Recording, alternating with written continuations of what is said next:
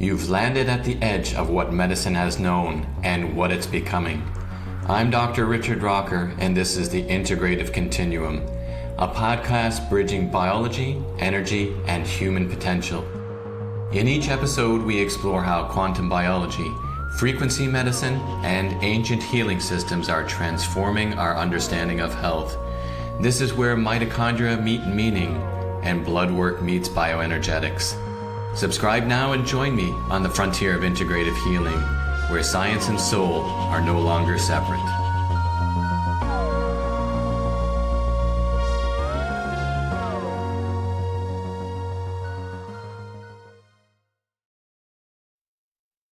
Welcome back to the Integrative Continuum. I'm Dr. Richard Rocker. Today we're exploring how mindset and nervous system tools can help people move from burnout and stuckness to resilience and learning that actually sticks. My guest is Sara Haboubi, an engineer-minded coach and trainer with a knack for making change and practical and even fun. Sara Haboubi is what happens when you mix an engineer's brain with a coach's heart and add a dash of playful humor. She's an NLP and timeline therapy master coach and trainer, creator of the Jumpstarting Word and Number Skills program, and the mastermind behind Burnout SOS coaching program.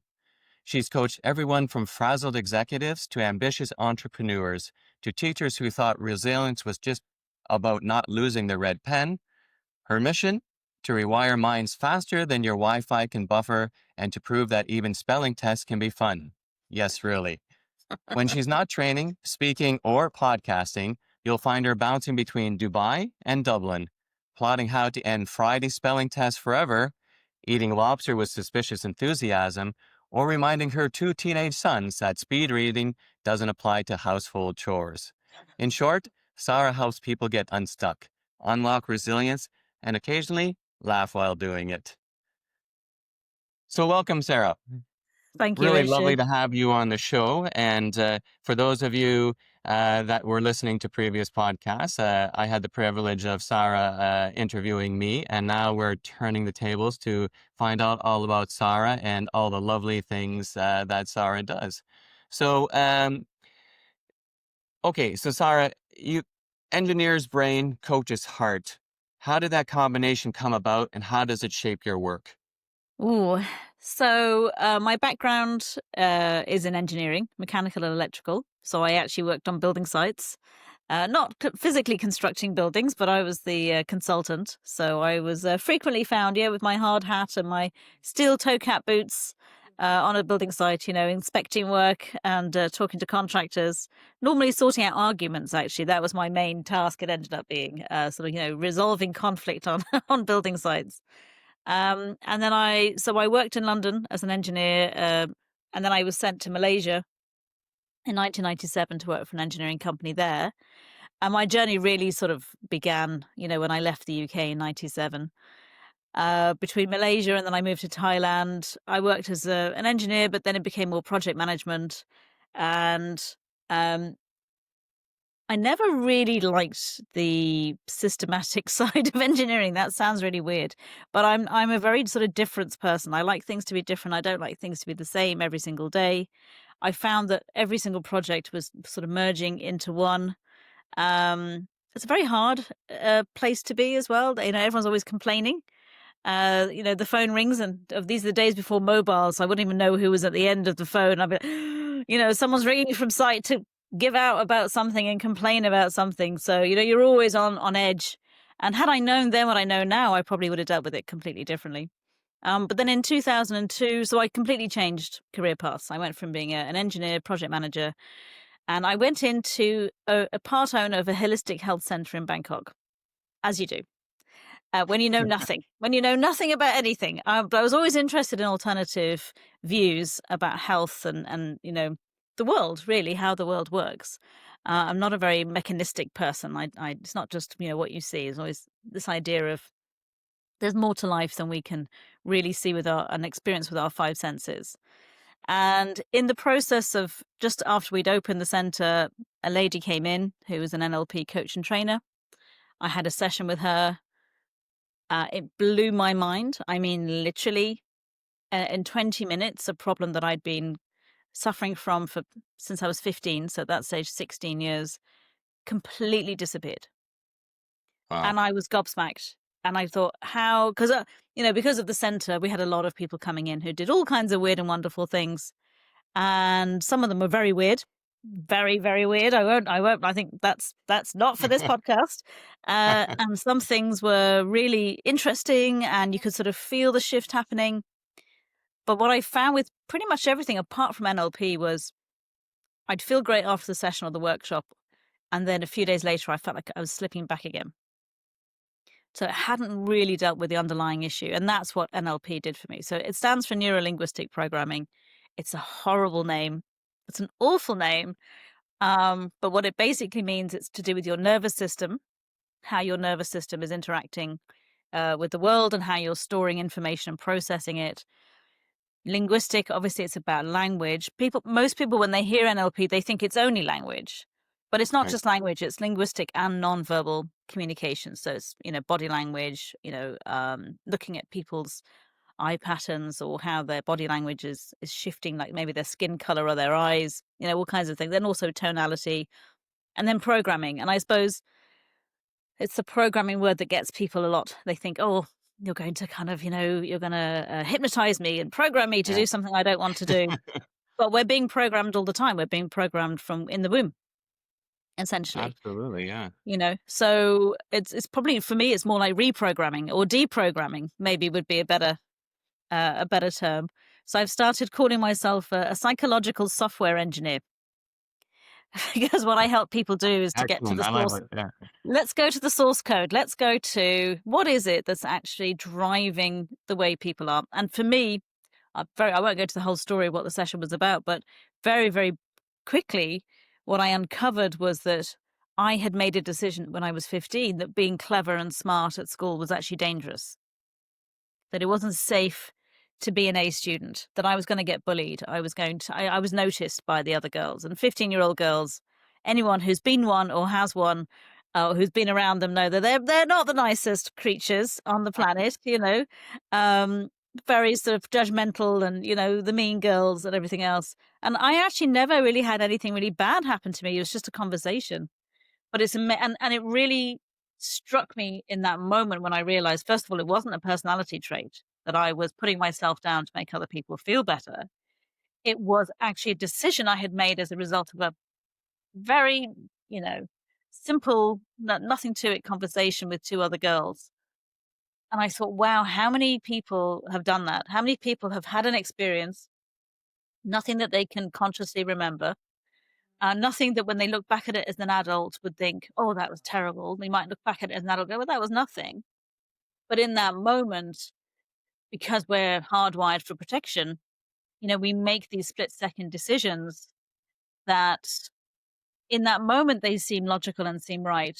But then as time goes on, that decision is still controlling how we experience the world and how we experience relationships and how we think about ourselves, really. So NLP is very much so. I think my engineering brain really liked this idea of the way it works. It's very sort of structured. And I just had such an immediate impact from it. I just said, okay, I have to do this. So I became a coach and then a master coach and then a trainer. So in the year. That's fantastic. A couple things struck me when you were just speaking there. Um, as you know, I part of what I do is I practice functional medicine, and in functional medicine, we always say we don't treat the symptoms, we look at the root causes, and that's kind of what stuck out for me there. That also you seem to be digging in, looking at, well, where is the actual root cause of this situation? And I think number two is why do we do certain things the way we do? Mm, And there's kind of like I suppose it's almost like a protection factor in some certainly. way. So maybe we could delve a little bit more into that if that's okay with you. Yeah, absolutely. So in terms of the root cause, there's really only a handful of problems that we all are experiencing, but they manifest in different ways. So probably the most common problem that I've heard. So I would have worked with thousands and thousands of clients at this stage. So it's 23 years I've been doing this. And you see patterns, and that the world is full of patterns anyway. And what probably the most common thing that most people come to realize is actually the underlying issue is that they don't feel good enough. You Yeah. know, you're even I'm sure you probably find this as well with your clients. Your clients want to be well, they want to get better. You give them a very clear pathway of what they have to do, and then they don't do it, or they might not do all of it Yeah, absolutely. Yeah, I get that all the time. all the time. And you're thinking, well, okay. And I just watched something yesterday. I thought, oh, that's really interesting. Which is when you level down, it's very easy. We're doing that all the time. We'll take our foot off the Mhm. accelerator, which is what I did at school. I stopped working. I went from an A student to a B, C, sometimes D student. And I was sabotaging my efforts all the time without realizing why.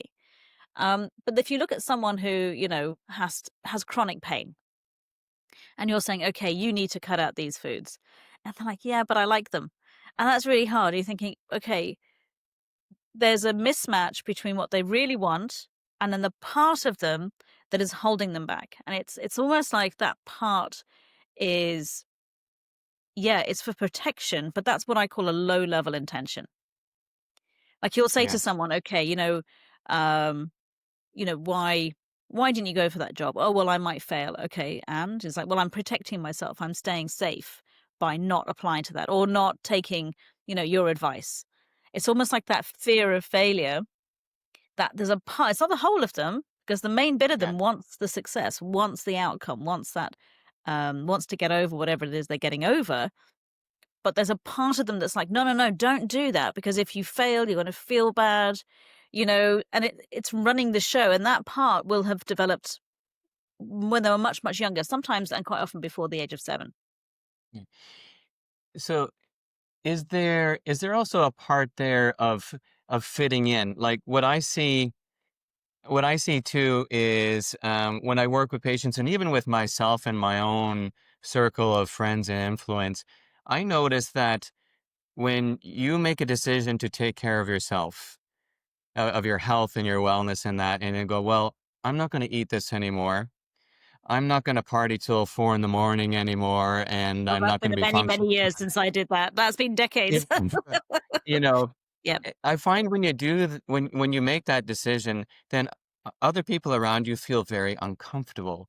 So Mhm. then your choice is then, well, either I give in and I follow the crowd to fit in, or I stay true to my values because it's good for me, and then I will attract who is good for me in my own circle, and then you develop a new circle. Would you see that too in the work you do that people 100, don't want to do 100, because I'm not going to fit in? 100%, 100%. Yeah. Um, it occurred to me quite a long time ago when I started doing this that we all have a very ancient fear of being rejected. When we lived in caves, when we lived up trees, when we lived in tribes, we relied on our group for protection. And if we didn't fit in with that group, we were not accepted by them, we were rejected by them, and we ended up in the wilderness, we probably died. Yeah.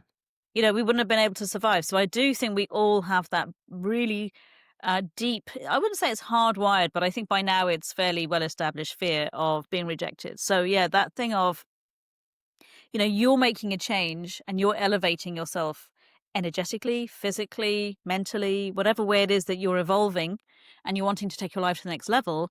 If the people around you don't want to put the work in and they see you elevating, I always say this, there's like energetically, if you're both here and then you start to rise up, both parties have two choices. This person can look at this person as they're rising up and can either feel envy and Yeah. jealousy and kind of like, oh no, who do they think they are? And try and pull this person down. Or they can go, wow, that's amazing. I'm going to elevate myself and do what they've done. That's a great model. This Yeah. person can either let this person drag them down, or they can say, look, I'm on my way. You can come with me or not. Up to a certain point, the distance is going to be too great and people will leave your life. And you And and it's challenging, but it's not gonna kill you. If someone doesn't like you or someone doesn't want you to succeed, it's actually not gonna kill you. It's not life-threatening, but a lot of people, because of that hardwired fear of rejection, um, react as if it is. yeah, It's yeah, that yeah, fear yeah, becomes overwhelming and they give up. yeah. So, and that's probably That's probably a big reason for I think the high rate of divorce as well, where one person is evolving and the other person Mm. is staying stuck, so to say. Um, so yeah, and then the circle of friends and the likes like that. Yeah, I think we see that a lot. And there's another phrase that comes into being, you're the sum of the five people around you that you spend the most time. And when you go through life, through the years, you really see how that really becomes true. So then at some point a person needs to make a decision there, but they find it hard, and then I suppose that's when they might come to somebody like you to work on those, how to break through that. Oh, absolutely. I read a great book a couple of years ago, and it's called The Courage to be Disliked. Ah, yes. And it's a fantastic book. And I maintain that every 15-year-old should be given this book at school. It should be compulsory reading at school. Absolutely. Because it's not I think when you realize it's not your task to make other people like you, it's not your job. You can't actually do that. And this is something I definitely suffered from before I came to NLP. And I would have probably been a bit of a chameleon. I was trying to figure out, who do I have to be with my friends? Who do I have to be at work? Who do I have to be with my family? Who do I have to be in my relationships? And I remember thinking, I actually don't know which one's the real me, which is the real version of me. And it's exhausting. It's actually really exhausting because you're watching everything you say, you're self-censoring, you're monitoring kind of those relationships. Is that person okay? Is that person okay with what I just said? I would have had a very negative internal dialogue. I call it the inner monkey. Yes. And my monkey chatter was, really negative, particularly as a female engineer, on a building site, mainly men, sitting in meetings where, I was normally the youngest person by far and normally the only woman, apart from maybe a secretary. And I had this internal dialogue going all the time of, they don't think I can do this job. Don't ask any questions because then they're going to know that you can't do this job. And then I ask a question, and then this voice would go, well, now you've done it. Now you've asked that question. Now they know you can't do that. And I mean, just when I did NLP and I understood how everyone's reality is, it is all in our heads. Everything we're experiencing is in our own minds. Yeah. I thought, wow, I'm not that important. I'm not so important that everyone around that table is thinking about me, and Yeah. judging Yeah. me. And even if they are, so what? That's not my job is not to try and be someone that everyone else likes. My job is to be me and the most authentic version of me. And it's very freeing. It's not necessarily something everyone wants to do. But when people do Mhm. it and when you get rid of these limiting beliefs, when you get rid of this emotional baggage, when you get rid of these decisions that are holding you back, you become more of who you really are in every situation. And it's far less exhausting. Yeah. So really, when we get down to it, our thoughts, our inner dialogue are really creating our reality, isn't it? Yeah, people think that they're describing the world. Actually, with the words we use, actually, the words we use are creating our world because Yeah. everything and anything is going on around us. Every single variation of, you know, uh, of life is happening around us in relationship, and how we talk about that, how we describe it. That's what determines our reality, our version of that, and that Mm. determines how we feel emotionally, and our emotions then drive our body. And that's where it comes into, connecting with like functional medicine because you can't see the body as just this, these separate parts. And the mind is very, very much connected to the body. And we know stress is a killer. We know stress is Absolutely. literally something that will kill somebody because it's it's changing your emotion from being maybe neutral or positive into these negative emotions. Your body's then, releasing these chemicals that are keeping you in a state of fight or flight, or freeze, and we're not designed for that. We're not designed to be so we're the only animals really that are creating trouble when it's not even there. Yeah, yeah, absolutely. And when you study Eastern medicine, I think it's phenomenal when you look at all the different organ systems of the body and they associate emotion with each Mm. organ in there. So yes, the emotions do affect us physically, and that's how the whole concept of Eastern medicine, acupuncture came about, working on certain organ points. And I always found that quite phenomenal. And I try my best to integrate that into the work that I do. So when you're working with a client, Mhm. and this person, your client feels completely stuck. What's kind of your first 5, 10 minutes with them? How do you approach that? Um, well, first of all, we have to have rapport. So that would be the first bit, and it's getting to really understand where that person is in their life. And I don't want the whole story. I mean, I need Mm, context to a certain extent, but I don't need everything. So I go, okay, where are you? Where do you want to be? So it's very outcome focused. It's always about, okay, if you can even think about how you want to be, you're already winning. Most people when they come to see me, they'll say, and I'll say, okay, what would you like? They go, I don't know what I want, but I know what I don't want. And I'm like, okay, so that's interesting because if we're only ever thinking about what we don't want, your unconscious mind has no way of knowing how to get what you want because it hasn't been given clear instructions. So even yes. if someone starts with what they don't want, my job is then to go, okay, if you don't have this, then what do you have instead? What is in your life? What is going on? So the client will then set up in their mind the outcome that they're looking for. And then I'll often do a little bit of education around how their minds work. I like to loosen up the model of the way that they're thinking so they realize that they're in control. It's not that they're a victim of what's happened to them and that they can start to be not just a survivor but actually thriving in their lives as well. So we start looking at at a deep level very, very quickly, but it's without doing a technique, it's very hard to explain how it works, but it's almost like taking an express elevator Yeah. right the way down through certain questions to what is the root cause. So we know what they want, then we're going, okay, so what's stopping you from getting there? Let's look at what the barriers are inside of that person. And I'll ask questions around that and I'll keep going until we can get rid of all the ambiguity, all the stories, all about anyone else and go, okay. So even if, you can have 10 people who all experience bullying at school Mm, who come to me, but the decision that they made as a result of that bullying will be down to that person. What do they believe as a result of it? That will be down to them. So it's not the event, it's what meaning they made from that and then what they decided as a result of it. And often they're very shocked.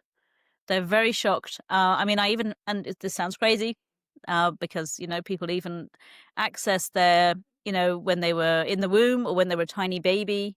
And I had a client recently who at 6 months, because her mother was incapable of really looking after her, properly, that at mm. 6 months, she had almost this knowing of, "You better not have any needs." Wow. Imagine making this decision, don't have needs and don't rely Yeah. on anyone else to meet those needs Yeah. at 6 months old.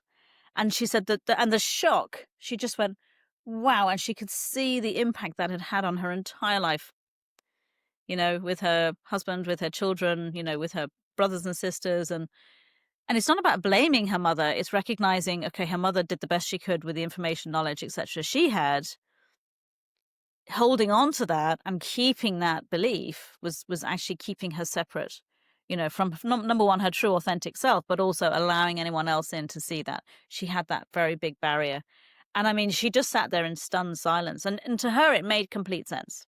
And that's the thing. I never judge what people say. It's not like, oh, well, that's ridiculous. How can a 6 month old make? It's like, it doesn't matter. We're energetic beings. We're Mhm. communicating energetically. And even if you don't have that thought in that way at 6 months, there was something about she recognized that her needs were not being met. So she didn't have a lot of certainty as a baby. And So I help people to find those things through different techniques and through questions. And once they see it, they're the ones who are resolving the problem, not me. I don't give right. advice. I don't tell them what to do. They'll see that immediately and go, well, that's a crazy decision for me to still, I can't have my 6 month old running myself, you know? And they will then, because they're separate from it, they're not in it, kind of consumed by the emotion and the story, they're looking at it from a distance, will then be able to very easily see what is a better way of being, what are better decisions to have. Yeah. And when they change that, it is and this is what happened to me. It was an immediate decision that I changed. I did that in that 20 minutes, and that problem has never come back. I don't feel it's dangerous to be clever at all. Excellent. And what percentage, if you could put a number on it, of the clients that you work with would have some kind of other health issue or process going on? Let's say not just mind based, but something that's manifests itself physically in the body. That's a really good question. I don't think I've ever really thought about that, but I would say it's definitely around 60-70% Right. if I would sort of have a guess. Yeah. And often, I mean, I have people who get sent to me because they've been to someone maybe like you or to an acupuncturist or to another physical therapist, and they get to the point where they're like, okay, you've got to go and deal with these emotions. These emotions are what's blocking you. We've got to that point. So, and I vice versa. I'll get to the point where I'm like, okay, we've cleared the emotion, but your body now needs help. Yes. So it's integrative. How do you bring everything together? And it's not always me who's helping that person. It could be a team. But absolutely, I would see one of the biggest issues is weight gain, Right. and then everything that comes with that. And that's even me. So I've been on my own journey through, menopause and postmenopause, and I hate going through stuff, but at the same time I love it because it teaches me a lot, and I have to go and Mm. I go and explore, right? Well, all of that stuff worked before in that age group and up to that age group. Now there's something else going on. So let's have a look at that. So I'm a prolific reader. I like to watch podcasts and I like to learn as much as possible. So when I'm in something, I always see that as an opportunity for me to learn, expand, grow, and then help other people. Right. Yeah. But yeah, without a shadow of a doubt, I think um, physical manifestations. I'm trying to think probably what's the most common one. I think it's mainly from stress. So you see Yeah. people with high blood pressure and hypertension and things like that. Yeah, they're all inflammatory responses Mm. from the raised cortisol, Yeah. which is stress hormone.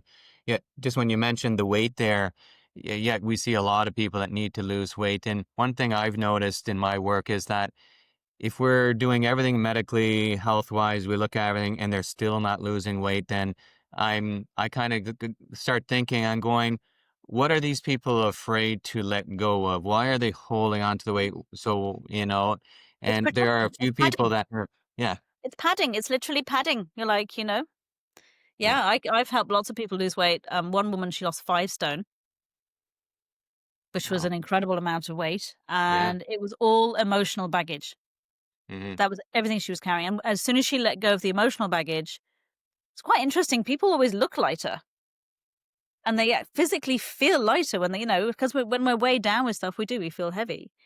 Um, and that was amazing. And that was all to do with her relationship and her, she was a woman in her, I think she maybe 50s at the time. And yeah, without a shadow of a doubt, I think that thing of what are you, there could be two things. One can be protection. So I've also had a couple few clients that I can think of who, because of a sexual assault, they actually put on weight afterwards as to look as unattractive as possible and hmm, to keep people away physically from that. I've had that a few times. I've had a few women in particular who have had that experience. And the other one is some people are also afraid of success. yeah, Again, it's that thing of, well, if I'm, maybe their friends around them support them in being overweight. There's the thing of, being the fat friend. It's like the yes, people yeah, who are thinner, they want that person around because that person being overweight makes this person feel better. So if they start to lose weight, then this person starts to feel bad. And it does happen. There's this terrible sort of relationship that's reliant on this person being overweight, yeah. and that's obviously not good mentally. So what about now? I was just thinking, okay, you have the overweight person like that, but now in the modern days, we see people, and this is probably more so with women. They're getting their face injected, they're getting their boobs done, they're getting their butts done, and everything like that. Is there must be a psychological component with that as well? Well, they obviously they don't like them. Then they again, it's lack of authenticity, isn't it? They don't accept who they are. Getting. I mean, look, women. So I'm in my mid 50s, and it is true. As you start to age, you become kind of invisible. Mm, Women as they get older, it's this thing of fading in the background. You don't.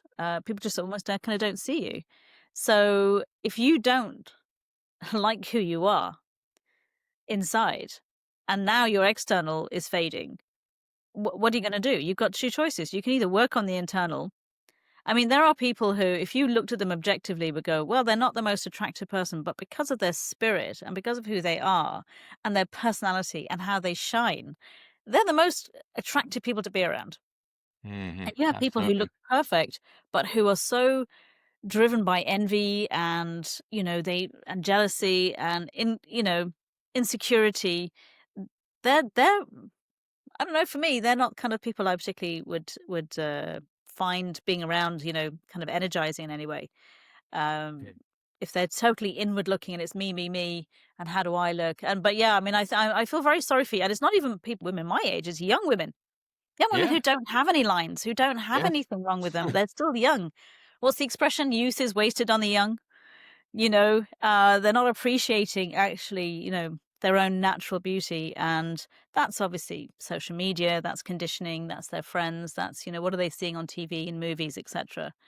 Um, but yeah, it's a strange phenomenon. Yeah. Yeah. And it's all programming, isn't it? It's all programming. Yeah, they're looking at themselves. I mean, you look at especially reality TV makes me laugh that term. And and you see these, and it's like they're all carbon copies of each other. Yeah. Yeah. As you said, they've got the big lips, they've got the collagen injected, they've got fake eyebrows, fake nails, fake hair, fake boobs, fake butts, and you're thinking, well, why are you doing that? Like, what is your actual intention of Hmm. doing that? And if you're only doing it to attract someone who's only going to like you because of how you're looking, and then that fades, you're gonna. I mean, it's a never ending cycle. Yeah. I I mean, I think. people look at me and probably go, "Gosh, she could do with a bit of Botox," but anyway, but I won't have it. Well, listen, if we do things right, you probably wouldn't need that. But Well, I always say the lines on my face tells the story of my life. there you go. There you And go. it was a Yeah. horror it was a horror story. No, I'm kidding, I'm kidding. Uh, yeah. Interesting thing that I don't really think people realize how much we're being programmed.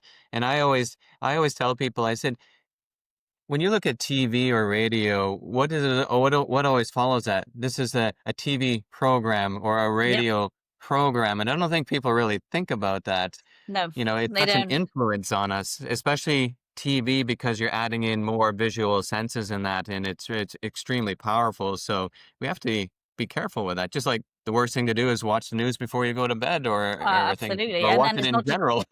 it's not just TV, now it's the algorithms. Now it's Yeah. we're being fed more of what it's interesting. If you really understand this, you realize you're either being shown more of what you agree with or the real polar opposite that makes you even more entrenched in your point of view. And I mean, someone said recently, on X is my vice. That's the one that I kind of, probably need to delete. But it was, you're either here or here now. There's no more gray area. And I was like, Hmm. wow, that is dangerous rhetoric.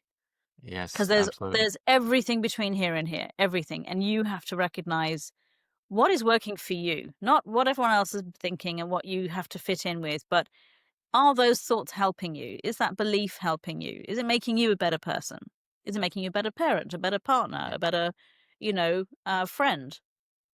And if you're not looking after yourself and making sure that you really like yourself, Hmm. then you're always going to be much easier to influence and to program. I think in this day and age, we seem to be adding more and more onto our plates, so to say, not just only dinner plates, but just in general activities. And when I work with people, a lot of times people will come in and they go, well, what can you give me? And then Yeah. I might go, well, maybe I don't need to give you anything. Maybe we need to take something away.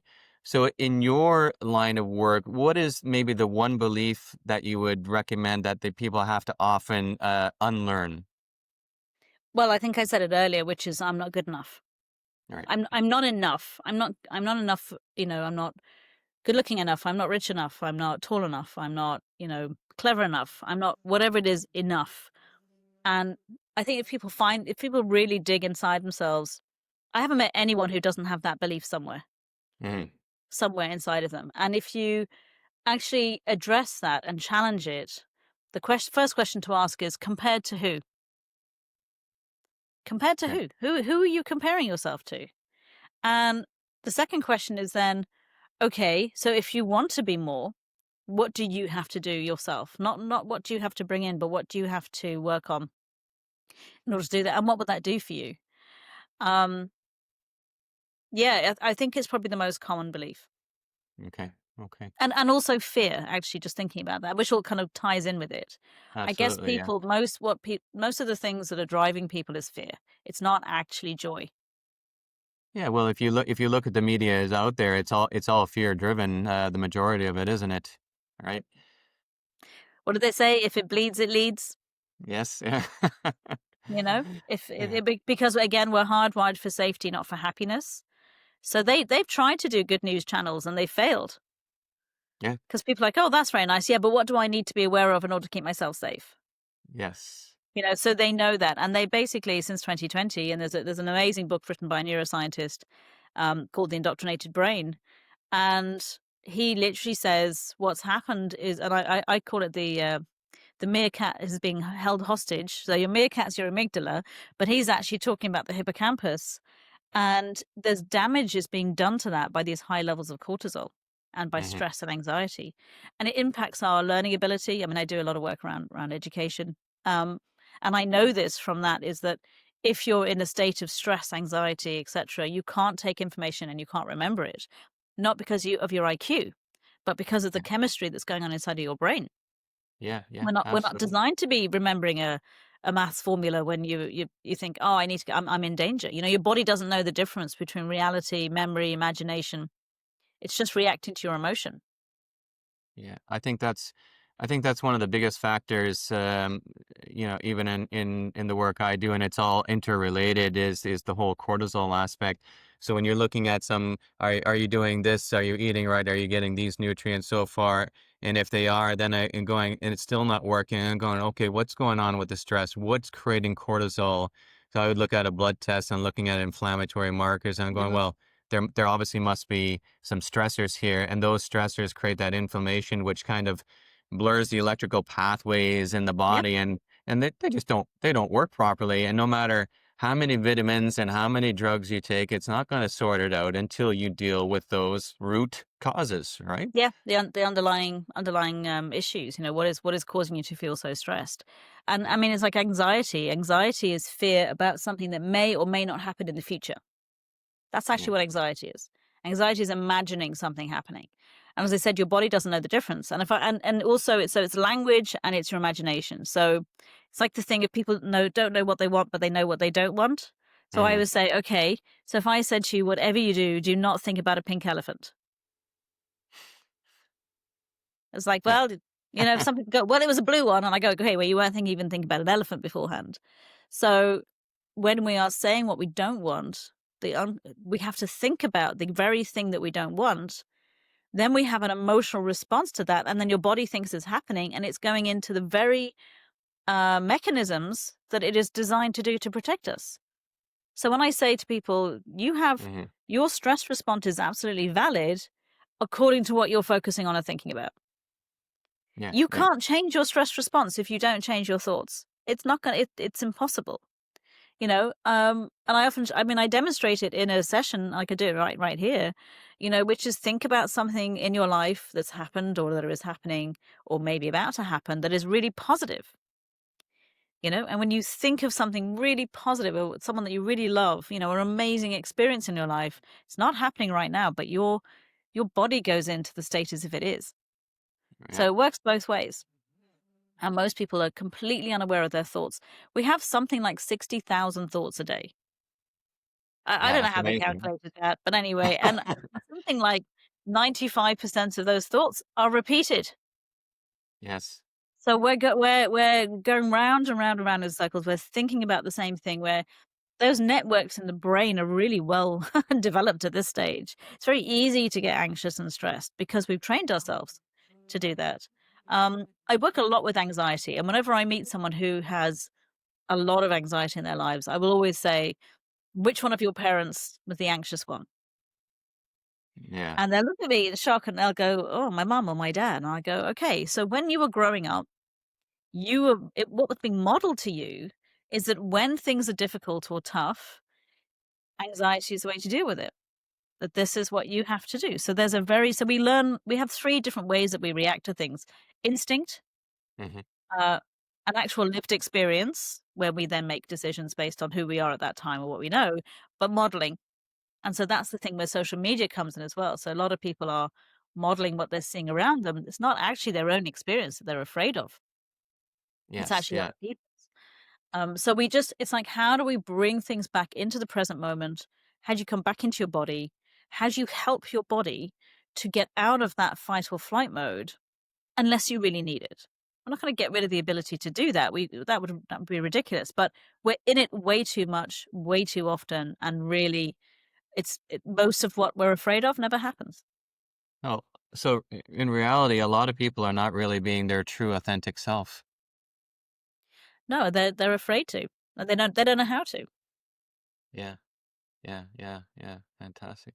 So you also have another program, if I'm correct, the Burnout SOS. Yeah.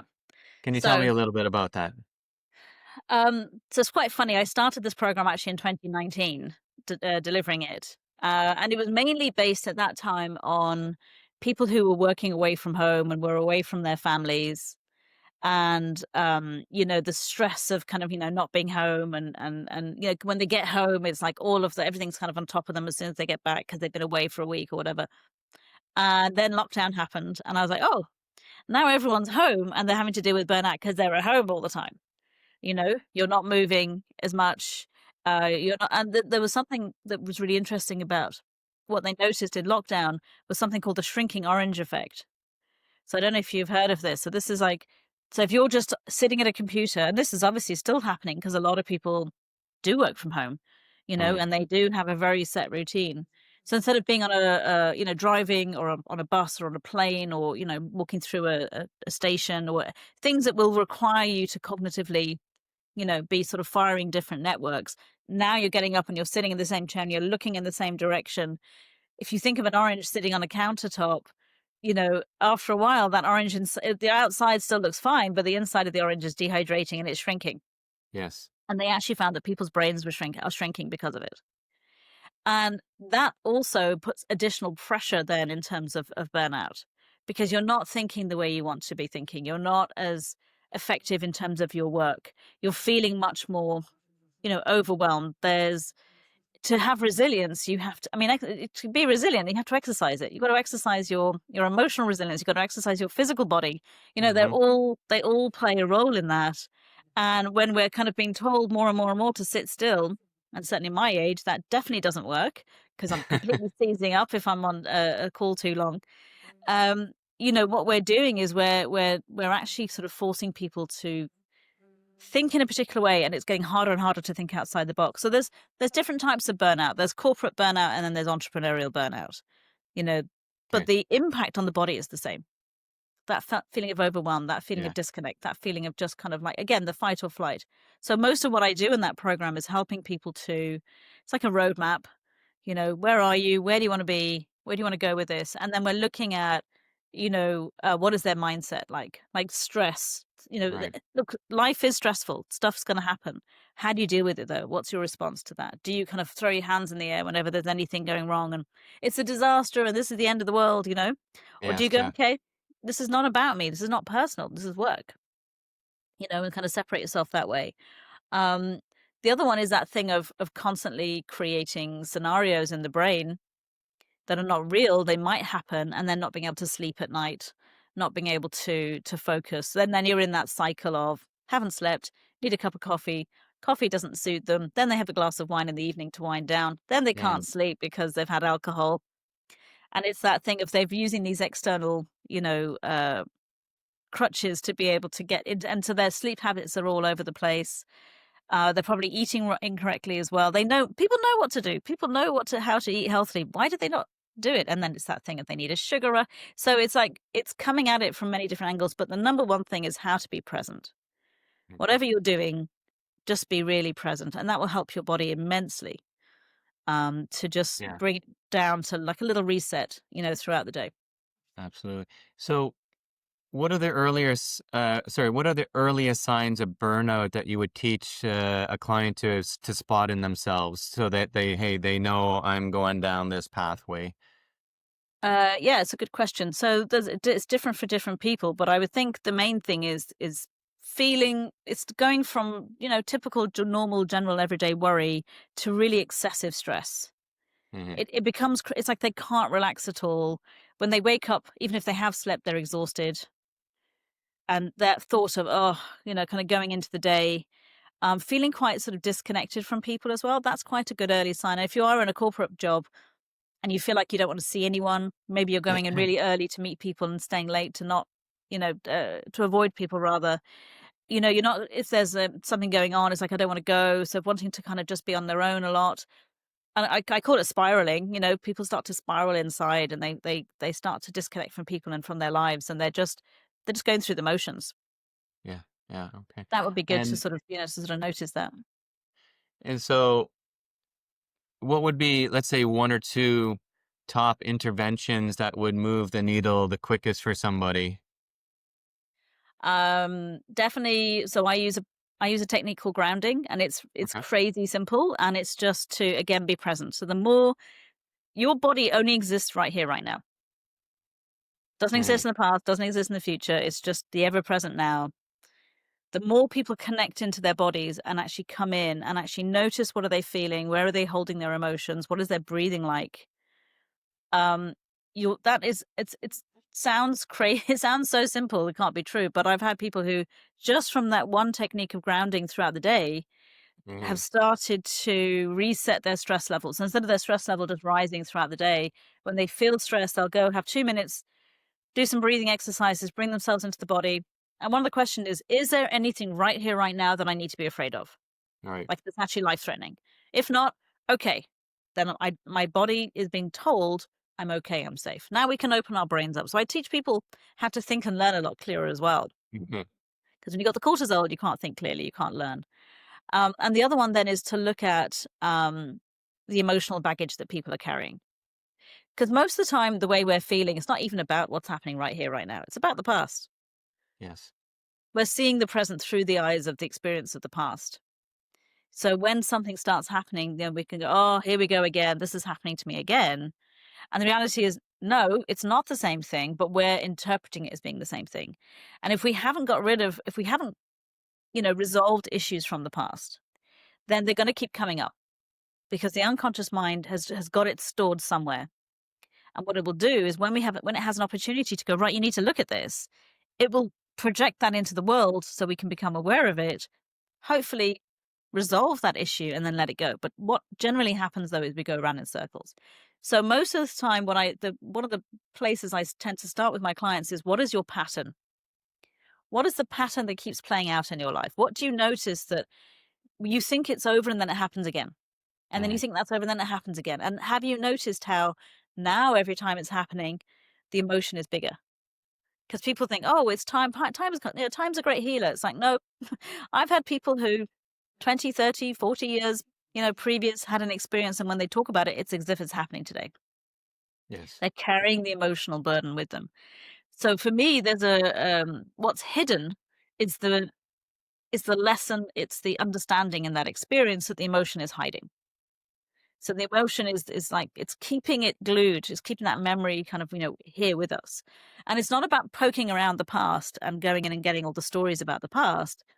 It's actually looking at what are people carrying with them today that belongs in the past. What is Right. it that's interfering with your life? That it's something that you experienced, you didn't make sense of it in a way that you could let go of it. So the emotion got stuck. Imagine it like a string of beads. That string at some point is completely clear, and then something happens and a knot gets tied. So it could be the birth of a sibling. That's a really Hmm. common one, actually. You know, they make a decision at 18 months or 2 years, oh, mom and dad don't love me anymore. It's Yes. not true, but that suddenly that little baby that's come into the world has got all their attention and it's keeping them up at night and they don't have, so that decision can be, I'm no longer lovable. Then when they have something happen again, a bead of emotion gets stuck, and then the next thing that's similar gets stuck, and before you know it, you've got this whole big string of emotional beads we don't need to go through every single one of those beats and talk about them and explore them and who was there and what happened and da da. It's let's go to the knot. Let's go, Yeah. let's find that very first experience that based on who you were, what you understood and knowledge, information you had at that time, that was the best you could do. How if you were talking to a 1.5-year-old and you knew that's what they were thinking, how would you help them? What would you say to them that would help them to get rid of that? And you basically are like kind of working it's not inner child work per se, but in a way it is. You're finding what part of you that's running the show that is child it's your child. It's who you Yeah. were at that point. And once you undo that knot, everything disappears. And it is magical. It's amazing to see people let go of, decades of anger, decades of fear, decades of sadness, decades of hurt, decades of guilt. These are the main sort of 5 big emotions that will cause havoc in our lives, and each one has its own physiological impact. Anger it's like it's poison. It's toxic. Absolutely. And anger in Eastern medicine is associated with the liver. And look how many liver issues people have. That's why we say livid. Yep. Yeah. Why are And you then livid? And it and then matches unhealthy ways of dealing with that, then people are drinking alcohol and it makes the liver even worse, doesn't it? Absolutely. So it's we are holistic beings. Everything is related. But if you can go in and you can undo those beliefs, you can let go of that emotional baggage. It is amazing how much lighter people feel and how much more capable they feel of dealing with their lives. So Yeah. it's a very quick process. It's not a long drawn out, years of therapy kind of. Now, is there a difference between people and their, let's say, their ability to let go? So let's say you take your classic man-woman relationship where the man can come in and just go, hey, let it go, and they seem to be fine, where maybe the woman will come in and no, we got to talk about it. We got to go down to everything like that. So can somebody just let it go? I think you're I being know we're very, getting very, into very something there. generalizing there. You're very generalizing there, Richard. But it reminds me of a joke. So these two men are talking, and one says, "Oh, I hate arguing with my wife. Whenever I argue with my wife, she becomes hysterical." And the other guy says, "You're lucky. Whenever I argue with my wife, she becomes historical." Yes. Yes. Going back to the The past. Yeah. difference, I think, there's a difference between suppressing it and letting it go. Okay. And to me, if an issue keeps coming up, then it has not been dealt with. It has not been Yeah. resolved. And sometimes between, in a relationship, there are issues that will never be resolved. They're not resolvable issues. Yeah. They're two fundamental differences that people believe. There's a really great guy called John Gottman, and him and his wife have the Gottman Institute. I think it's in Seattle, and his work is really, really good in that respect. Which is recognize when are the arguments that are being repeated resolvable or not? And if they're not resolvable, just accept, well, you know what, we're always going to argue about the dishwasher Yeah. at the end of the day. And just accept that because that again, sorry, jokes always come into my head. There's that one, where a man marries a woman and is disappointed when she changes, and a woman marries the man and is disappointed when he hasn't. Yes. If we're gonna go down the route of generalizing, Richard, what are Yeah, we yeah. thinking Well, about? that's another session. That's a whole other story. So there's that thing of um, what is it? And also what is the argument really about? Yeah. What is it really? It's not about, you know, not emptying the dishwasher or not, picking up the groceries or something. It's deeper than that. And I think when people don't feel heard and they don't feel understood, they're communicating the best way they can. And emotions are a form of communication. So being Mhm. angry is communication. Is communicating. Being silent is communicating. You can't not communicate. So even if you go the silent treatment route, that is communicating something. But the question is, so I have a little equation that I like to use with people.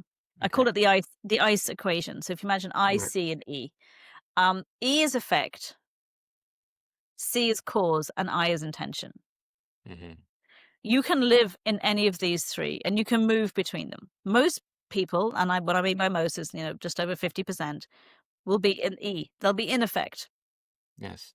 And that because that's when people talk about the stories. Who did what happened to them, and when you're living in the past, what can you do about it?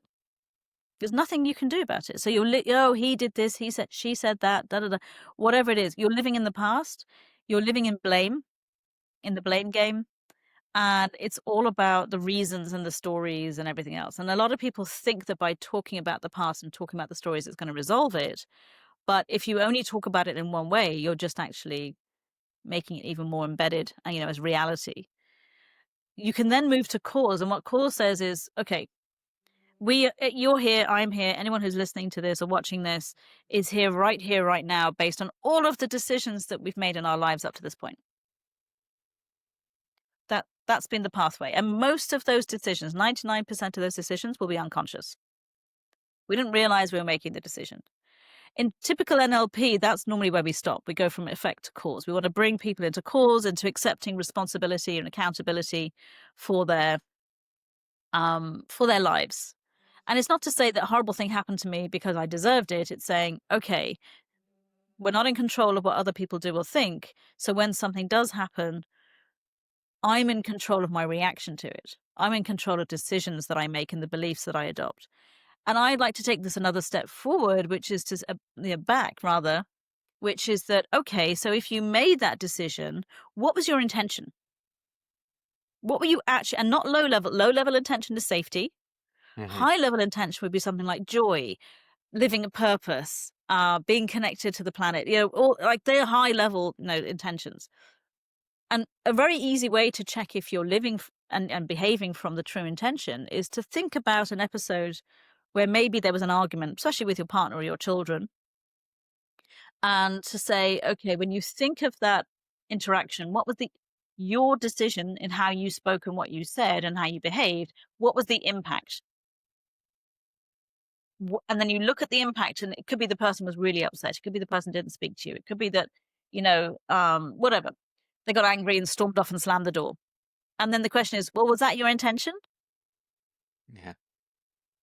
And everyone always says, no, of course that wasn't the intention. Go, okay, so what was your, oh, well, my intention was to communicate how much, what they were doing was bothering me, that I felt worried about them, and go, okay, so what's the intention of that? Well, then that they're happier. So, okay, so if they're happier, how does that, what does that do for you? Well, it makes me feel like I'm now a good parent. And if I feel like a good parent, well, I feel like I'm doing the right thing. And if I feel like I'm doing the right thing, I feel like I'm being the right, the most authentic. And, and suddenly you're like, well, of course, shouting at someone is never going to it's never going to meet the intention.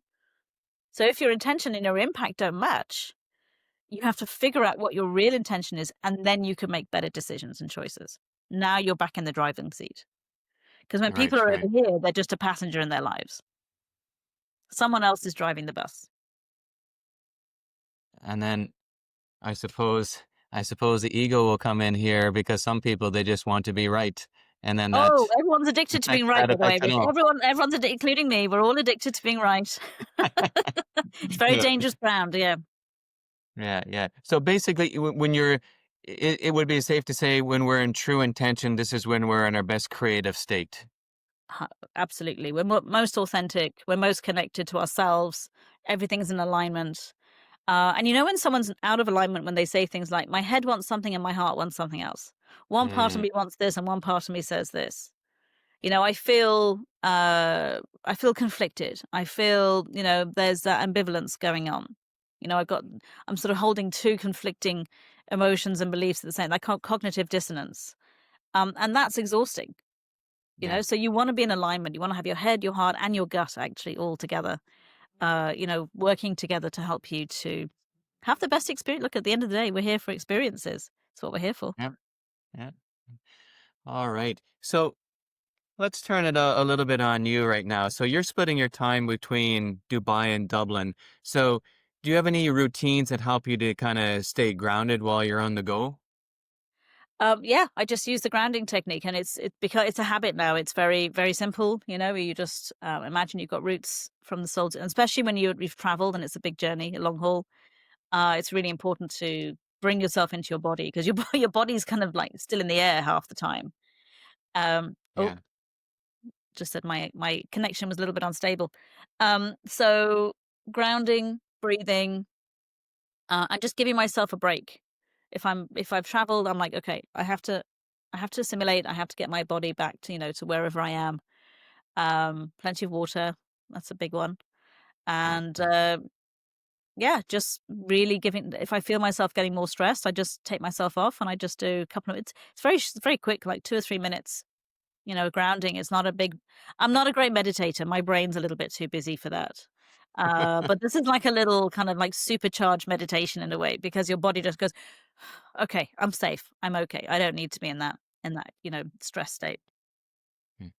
Okay, so let's have a last question to kind of sum up here. So give me the first domino, the one change that makes other changes easier.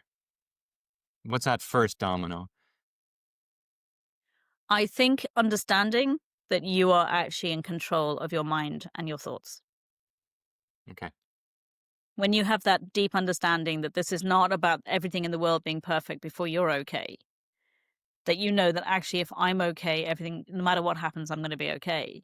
That would be the first domino for me to really have an understanding that we are the experience that you're having is just your experience, is not everyone's experience.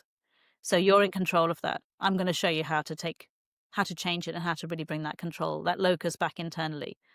When people really get that, you see them opening up then. You see them willing to do, even some of the weird and wonderful things that I do.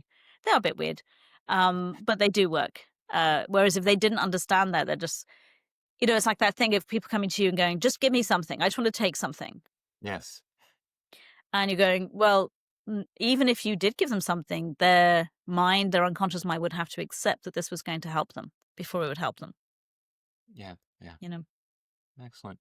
Well, well, thank you very much, Sarah. So that Thank you. brings us to the end of today's episode in the integrative continuum. So I want to thank you, Sarah, for sharing your many Thank you. insights, your experience. And it's really conversations like these that really remind us how interconnected our health, mindset, our choices really are. So I really like to thank you again. And for any of the listeners that want to know a little bit more about Sarah, we will put in the show notes how to connect with Sarah and courses and all the likes like that. And thank you again for tuning in. And if you've liked this episode and if you know anybody that would benefit from that, please share it with them. Please like, subscribe, and all that jazz. And we'll see you on the next episode. So thank you, everybody. And thank you, Sarah. Have a good Thank day. you. Bye bye. Thank you for joining me on the Integrative Continuum. I hope today's conversation gave you new insights and practical tools for your own health journey. If you enjoyed this episode, please subscribe, share it with someone who would benefit, and leave us a review. It helps us spread this message further. Until next time, I'm Dr. Richard Rocker. Stay curious, stay empowered, and keep moving forward on your path to integrative health.